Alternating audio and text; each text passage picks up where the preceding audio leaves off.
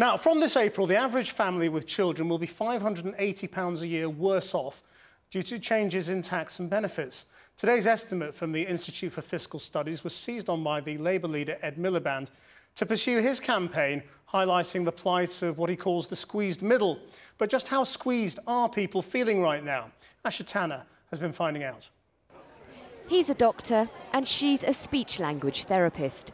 But after several years in the capital, Katrina and Greg Taylor are now moving back up north due to the rising cost of living. The cost of housing is very expensive. We actually relocated from Yorkshire 2.5 years ago, and I had to leave my work in Yorkshire. And trying to find new work to tie in with childcare in London has been terribly difficult and very expensive.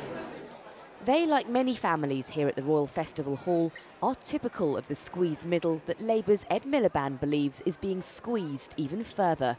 From April, changes in tax and child benefits means the average family with children will be £580 worse off, according to the Institute for Fiscal Studies, something the Taylors agree is very concerning. I think it's going to hit a lot of people very hard. I don't know how people cope as it is, to be honest. I think to be any worse off, it's a lot of people finding it very difficult. And the cost of living is not the only thing on the rise. Diesel is now at a new high of 143.05 pence per litre. You put in like £20–30 in, and then you got your tax, then you got to pay for your cab. This job works out about £50 a day, if that. And you've done about 8 hours. Do you feel squeezed? Yeah, sure. Every day seems to go up a penny more, penny more, penny more, penny more.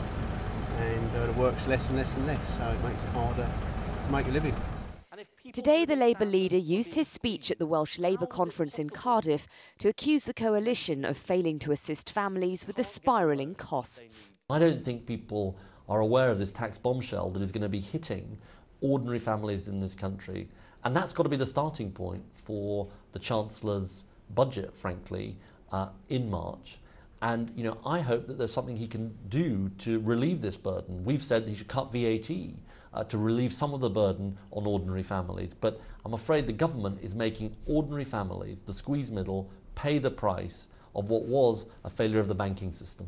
But the government has defended its policies. Let's not forget, the best way that families and individuals will benefit is when we start growing this economy, and the economy is growing. We are offering real solutions to the deficit that the Labour Party left us in 2010, and what we've got to start doing now is driving forward the agenda so that people who are in work actually receive the rewards that they're due.